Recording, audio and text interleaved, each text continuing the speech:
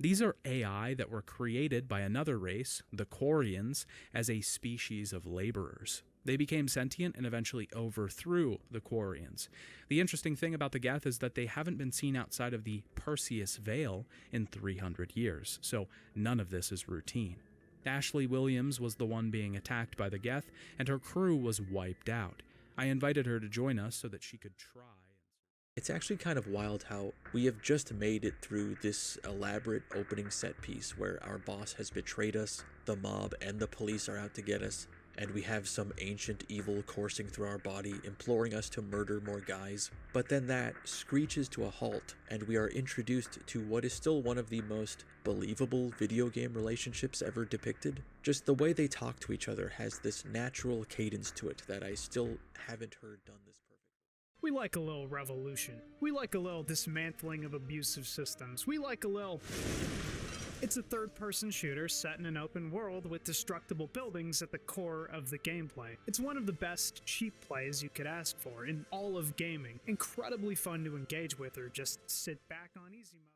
Oh, I love hanging out with these military men talking military talk. Alpha, Bravo, 9, and Oscar Mike. Dead Space 3 has basically dropped almost all ideas of being a horror title. It's just action now. I know Dead Space 2 was more action than the first, but it was still action horror. I had that spiel about the fun kinds of horror. It had big scary monsters to gore and maim violently. In every regard, Fire Emblem Awakening was a smash hit. It needed to sell at least 250,000 copies to keep the series alive, and nearly did so the first week in Japan alone, selling over 240,000 copies. It also had the best first month sales in franchise history for North America, and to this day is still the best-selling entry for the region.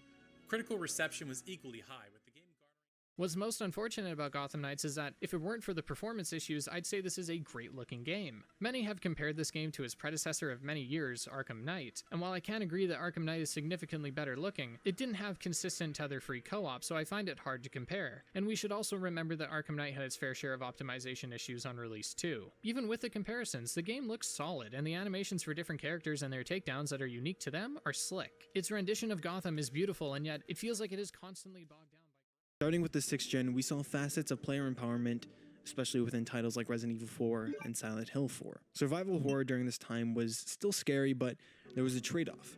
As technology advanced, the gaming industry found that a linear cinematic approach, as well as aspects of action-oriented mechanics, to be more enticing for the general gamer, and consequently increased sales revenue. The soul of horror may have been lost during this evolution of development, but I will hold off this judgment until we look more closely at the next generation. And it's about here, as we see Alster staring into a mirror in the bathroom of the Sierpinski 23 mining facility, that it really hits home. Far from playing Resident Evil in space, this is Silent Hill in space. Replicas are a wonder of a kind of special psychic power that exists within Signalis' world, known as bioresonance. What exactly this is kept vague at best, and diving too deep into it will lead us into spoiler territory and the ever-deepening rabbit hole of speculation that now surrounds this game. The game starts us with a very unsettling scene of a large hulking man chopping up some meat in an underground cellar. In a nearby cage we see our protagonist Fiona waking up, and we're plunged straight into gameplay. First things first, damn, what a beautiful game. This is a very late PS2 title, but it's safe to say Capcom were pushing the hardware to its absolute limits. The expansive areas and detailed environments are just wonderful on the eyes. This game features a more dynamic camera angle than earlier Capcom horror titles. By the time North America really got a big Gothic 2 release, the time frame had largely come and gone. Oblivion released in 2006, Morrowind released back in 2002, Gothic 3 would release in 2006, and when you take a look at Gothic 2 and its sort of weird release in North America, I think it becomes pretty clear as to why this game just lacked a lot of that impact, because by the time most North Americans saw this game, it was very much so already old news.